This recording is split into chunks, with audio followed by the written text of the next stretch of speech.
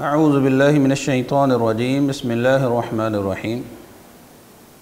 ایک آدمی نبی کریم صلی اللہ علیہ وسلم کے پاس حاضر ہوتا ہے، عرض کرتا ہے اللہ کے پیارے پیغمبر مجھے کوئی ایسا عمل بتلائیں کہ میں وہ عمل کروں اور مجھے کچھ اور پوچھنے کی حاجت نہ ہو۔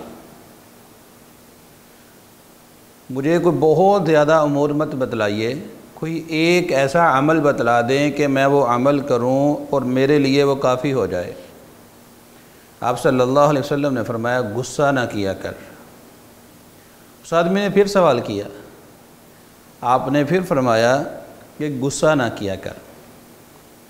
یہ کہ اس ایک حدیث کے اندر رسول کریم صلی اللہ علیہ وآلہ وسلم نے ایک دین کا خلاصہ اس کے سامنے پیش کر دیا۔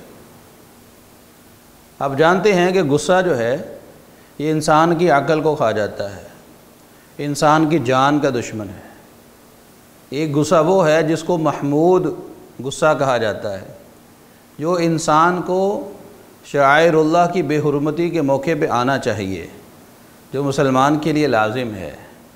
جب اللہ کی حدود کو پامال کیا جا رہا ہو تو انسان کو غصہ آنا چاہیے، جیسا کہ رسول کریم صلی اللہ علیہ وسلم انتہائی نرم دل، لیکن جب اللہ کی حدود کو پامال کیا جاتا، جب آپ کی تعلیمات کا انکار کیا جاتا تو آپ کا چہرہ غصے کے ساتھ سرخ ہو جاتا تھا۔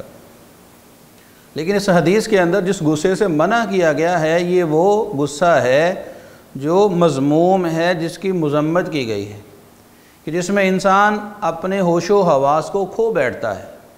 کتنے ہی معاملات ایسے ہیں کہ لوگ آ کے کہتے ہیں جی ہم سے غلطی ہو گئی، غصے کی حالت میں تھے، ہم نے اپنی بیوی کو لفظ طلاق بول دیا۔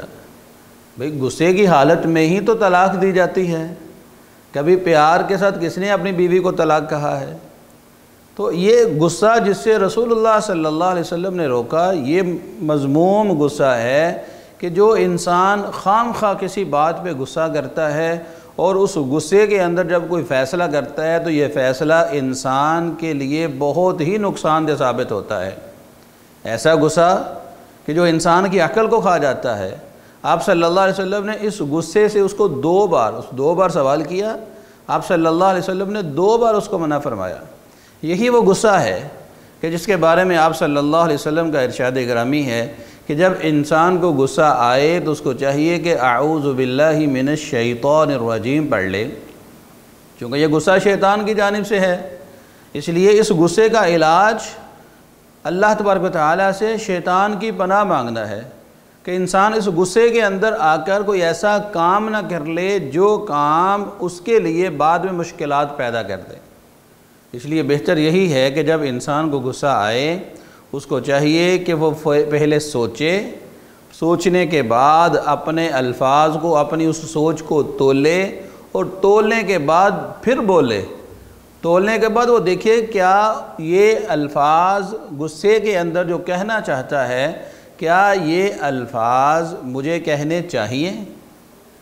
جب وہ اس کو ٹھنڈے دماغ سے سوچے گا تو پھر یقیناً جو ہے اس کے لیے دنیا اور آخرت بہتر ہو جائے گی۔ اس لیے ہمیں چاہیے کہ ہم رسول اللہ صلی اللہ علیہ وسلم کی اس وصیت پر عمل کریں اور ہم اپنے اس غصے کو روکیں، اور جب یہ غصہ آئے تو ہمیں اعوذ باللہ من الشیطان الرجیم پڑھنا چاہیے۔ اللہ سمجھنے کی توفیق عطا فرمائے۔